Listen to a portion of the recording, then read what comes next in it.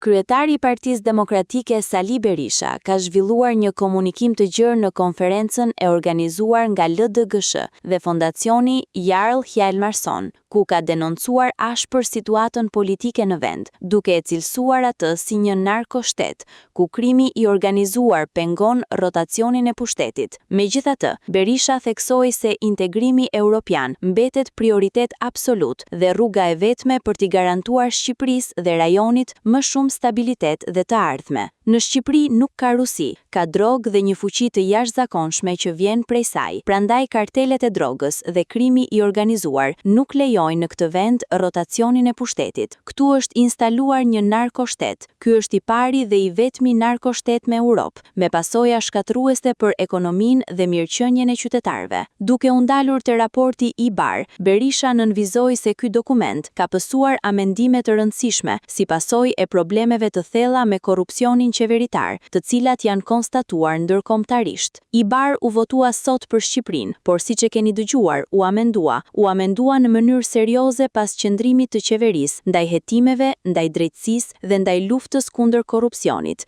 Kjo tregon se Bashkimi Evropian ka reflektuar mbi problemet reale që duhen adresuar për të bërë përparim të vërtet. Përballë kësaj situate, kreu i PD-s kërkoi zgjidhje urgjente për rikthimin e normalitetit demokratik, ndërsa ripohoi angazhimin e opozitës për të mos u shkëputur nga agenda europiane, pavarësisht tentativave të qeverisë për ta monopolizuar këtë proces.